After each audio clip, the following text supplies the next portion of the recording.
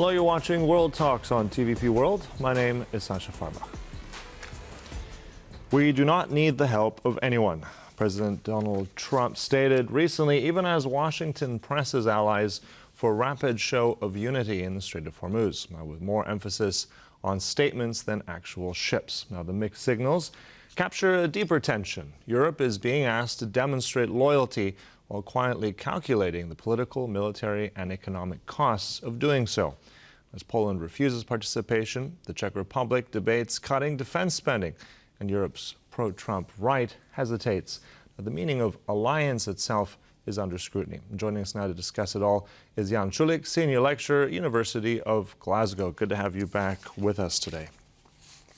Hello, good morning. Let's try and decode what President Trump has said here. He doesn't need anyone. At the same time, it's a test for NATO. So which is it? And very much specifically in our region, what should the Czech Republic do in all this? Well, the Czech Republic has a very questionable government at the moment.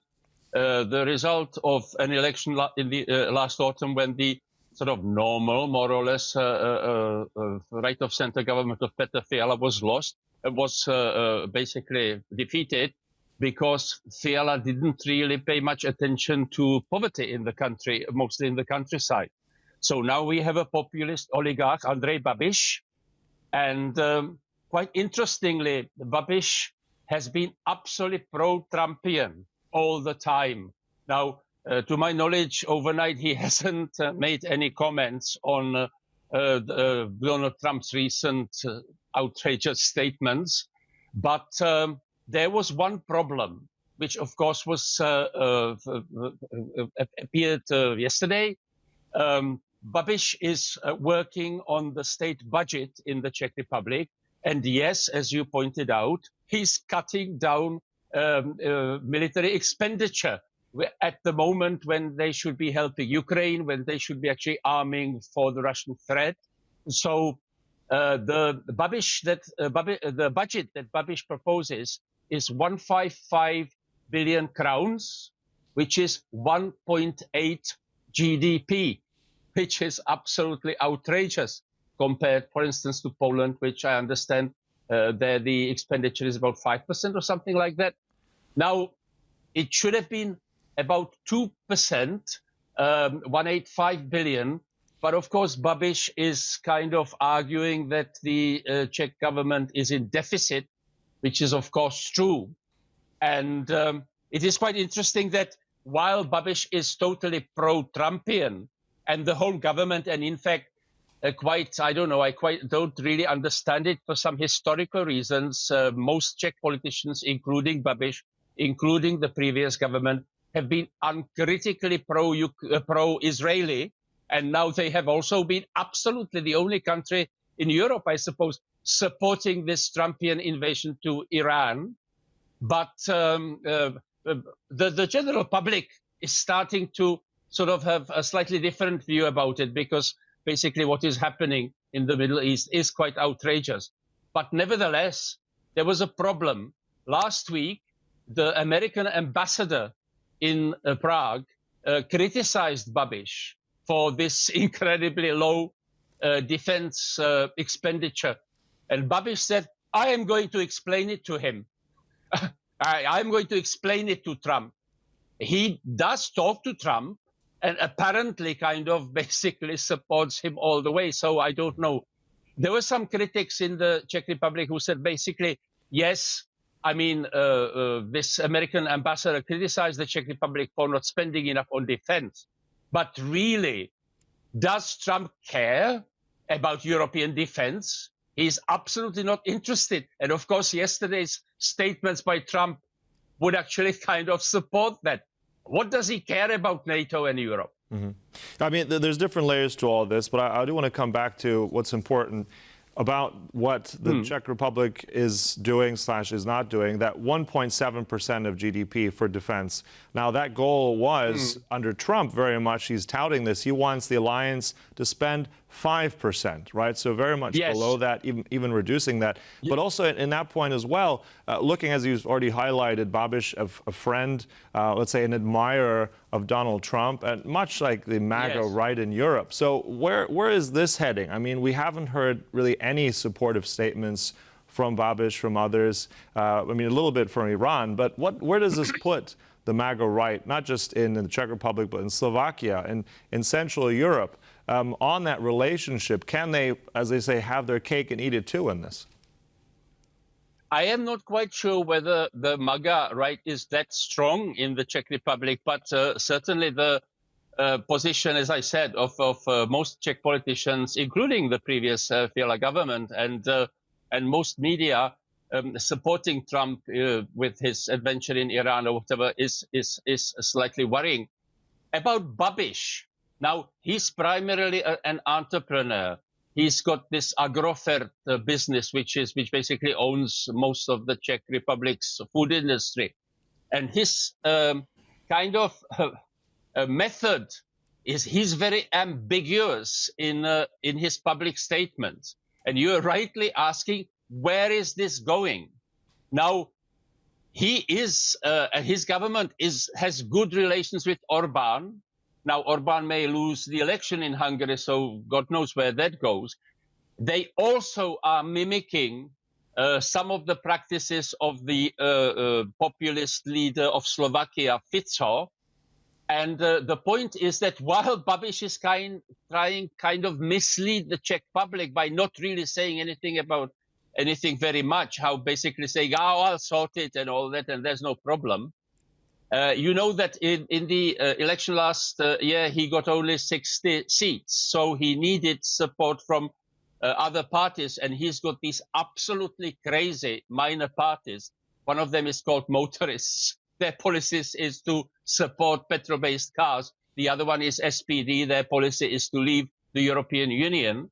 And these parties are pushing through absolutely destructive policies. For instance, I think over the past few days, a representative of these motorists went to European Union and said, we are absolutely against making electric cars. That would destroy our industry. We have to make even more petrol-based cars. They are also...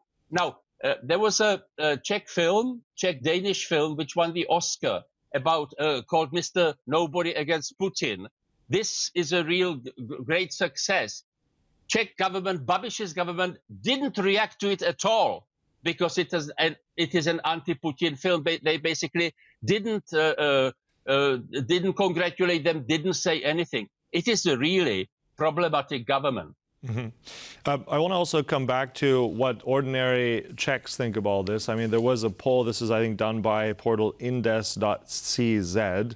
Now, in that, they were asked, this happened quite recently, if they support defense spending, if that's an unnecessary burden on the state budget. We talked about this some moments ago. And around 76% have said, no, it's not a burden. They don't see it as unnecessary. So with that in play here, I mean, the president, Petr Pavel, I think he's threatened saying that this budget is not what he wants, and especially in defense spending. Now we have the public, at least from this poll. Generally, give us the mood there. Ordinary Czechs, are they supportive of more defense spending? Do they see the danger that it presents? And if that's the case, will this force Babiš and the government maybe to take note of that? There is going to be another huge demonstration of this movement called Million Moments for Democracy. But I don't know whether sort of public demonstrations, even if hundreds of thousands of people sort of attend, will actually sway Babiš. My impression is that basically the Czech public is fairly normal. And you've just kind of demonstrated it by quoting that opinion poll. The problem is, as I'm saying, is that as Babiš, as I'm saying, he's ambiguous, but he's got these two crazy minor parties. And these minor parties, only each of them got about 5 or 6% of the vote, right? Now, there is this motorist party, which is basically not really even a party. It's about 15 people. But the reason why they actually got even those 5% or 6% was that some oligarch gave them some millions for advertising. So what I'm trying to say, there's a real discrepancy. There's a real problem because of the disillusionment of the previous government, the Czech public voted the previous government out, voted in this really questionable government. Maybe they voted for Babiš because Babiš already was prime minister once before, and he wasn't that extreme as he is now. There's a kind of Trump parallel. Trump was not so extreme in this first period of power as he is now. Right. Yeah, let me jump in on there for a minute. Yeah, I want to ask you, because I mean, this all connects as well. I mean, in terms of Trump as well right now with these words. I mean, we hear different things all the time, but specifically in those last 24 hours, we've heard some quite strong words against European allies, against NATO, maybe even the United States, saying he doesn't even need Congress if he's not even in NATO anymore. He doesn't need that. So where do you think this is going? Let's just get to that point now. How do you see this? Is this just a temporary theater, or is this something more sinister?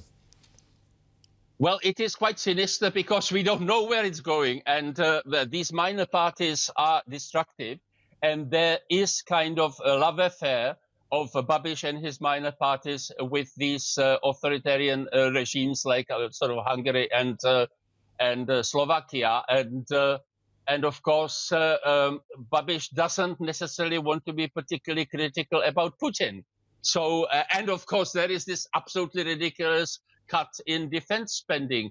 The Czech president, Petr Pavel, rightly has been protesting against this, but at the same time, he says on Friday he is going to sign this state budget with these cuts. But he's just expressed a lot of unease about it.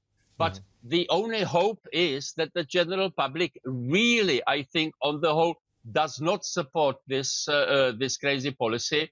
But of course, how can they unelect Babiš from the government? So the Czech Republic used to be a fairly solid democracy, and I think it is losing this role. And as you said, the U.S. Embassy in Prague, they're quoting from last Thursday, all allies must bear their share of responsibility on that defense spending. So we'll see how much that impact will have in the next coming days and weeks. Look, thanks so much. Always a pleasure. Jan Čulík there from the University of Glasgow. Much appreciated.